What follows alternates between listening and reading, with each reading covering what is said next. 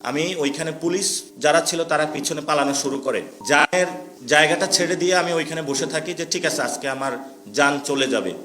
তা আমি চোখে অন্ধকার দেখতেছিলাম, পাশে থেকে একজন জানালো যে ডিম ছুঁড়ে মারা হয়েছে। একটু পরে আমার মাথায় একজন হলো ঘুষি দেয়। এরপরে হলো তারা ইট পাটকেল নিক্ষেপ করা শুরু করে। তারপরে হলো আমাদের যারা সহযোদ্ধা আছে তাদেরকে হকি স্টিক, দেশীয় শস্ত্র নিয়ে তারা রক্ষী বাহিনীর মতন হলো তারা ঝাঁপিয়ে পড়ে। তো গত জুমার নামাজ আমি ঘোষণা দিয়েছিলাম ঝিনাইদহ পড়ব। ঝিনাইদহতে মসজিদ থেকে বের হওয়ার পরেই আমার উপরে হলো ডিম ছুঁড়ে মারা হয় এবং আমি সেটা ব্যাখ্যা করেছিলাম। এরপরেই এবং আমার ডিমটা যখন মারা হয় আমার চোখে এসে লাগে। তা আমি চোখে অন্ধকার দেখতেছিলাম, পাশে থেকে একজন জানালো যে ডিম ছুঁড়ে মারা হয়েছে।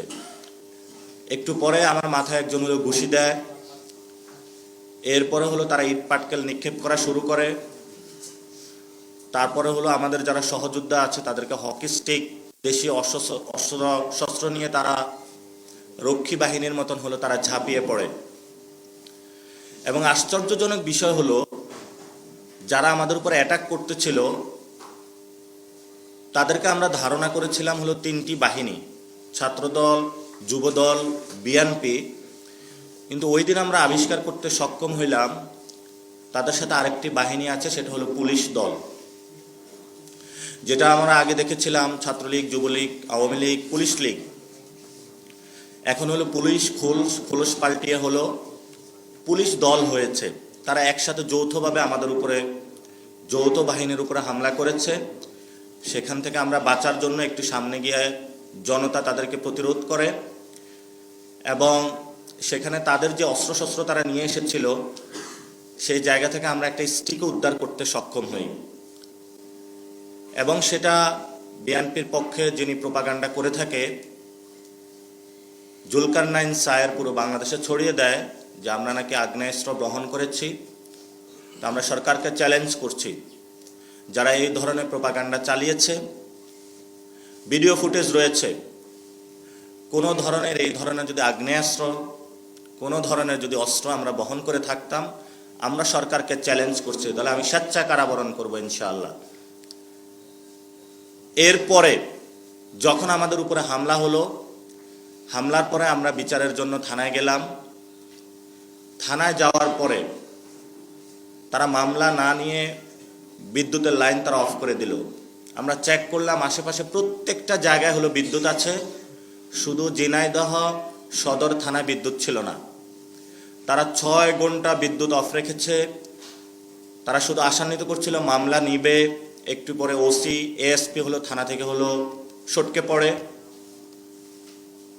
এরপরে হলো তারা যখন সন্ধ্যার পরে রাতের অন্ধকার হয় আমাদেরকে এসে থ্রেট করা শুরু করে যে বাহির থেকে লোক নিয়ে এসে আমাদেরকে মারা হবে। বিভিন্ন এমপি মন্ত্রী দিয়ে আমাদেরকে ফোন দেওয়ানো শুরু করে। আমরা বলেছি আমরা বিচারের জন্য এসেছি, মামলা না করে আমরা যাব না। একটা পর্যায়ে তারা বাধ্য হয়, আমরা ইজহারপত্র যেটা সেটা তারা অভিযোগপত্র নেয়।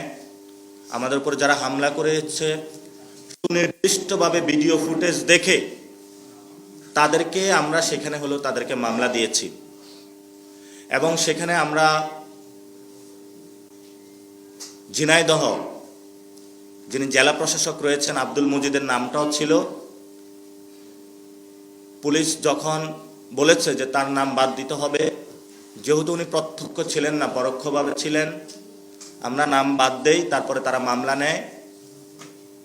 মামলা নেওয়ার পরে ঠিক যখন আমরা থানা থেকে বের হব প্রায় 1003 অস্ত্র শস্ত্র নিয়ে, লাঠি সোটা নিয়ে থানার এসে গেট ভাঙা তারা শুরু করে। তখন আমি একটা স্ট্যাটাস দিয়েছিলাম যে প্লিজ সেভ আস, এবং আমি কালেমা পড়ে মৃত্যুর প্রস্তুতি নিয়ে হলো আমি ওইখানে পুলিশ যারা ছিল তারা পিছনে পালানো শুরু করে। জানের জায়গাটা ছেড়ে দিয়ে আমি ওইখানে বসে থাকি যে ঠিক আছে আজকে আমার জান চলে যাবে।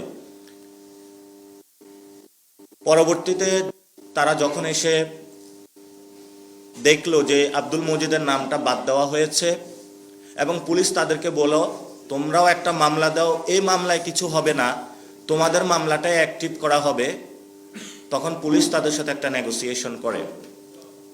তা আমাদের যেটা দেখে মনে হয়েছে, একসাথে পুলিশ আমাদের উপরে হামলা করেছে, 8 ঘন্টা বিদ্যুৎ বন্ধ রেখে রাতের বেলা আবার পুলিশ তাদেরকে ডেকে নিয়ে এসে আমাদেরকে খুন করতে চেয়েছিল।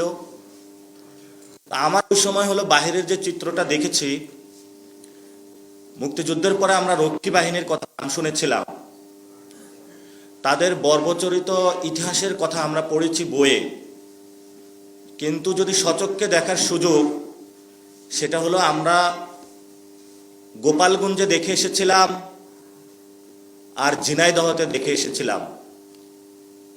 হামলা, অস্ত্রশস্ত্র একই কায়দা, শুধু এটা দলের মধ্যে পার্থক্য।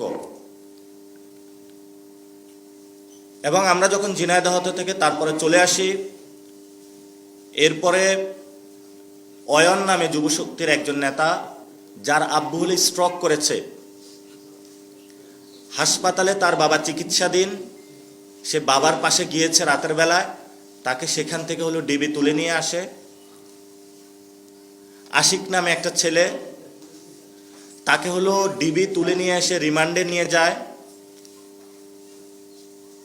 এবং প্রত্যেকটা ঝিনাইদহে যারা ছাত্রশক্তি, যুবশক্তি, এনসিপি, সাধারণ মানুষ পাকিস্তান আমলে যেমন দরজায় ঠক ঠক করত, রাতের বেলায় হলে যারা ঘরে মা বোনরা রয়েছে, এই ধরনের ঠকঠকের আওয়াজ এখন শুনতে পাচ্ছে। আমি ইতিমধ্যে একটা ভিডিও শেয়ার করেছি যে পুলিশ কিভাবে হলো দরজার সামনে গিয়ে দাঁড়াচ্ছে।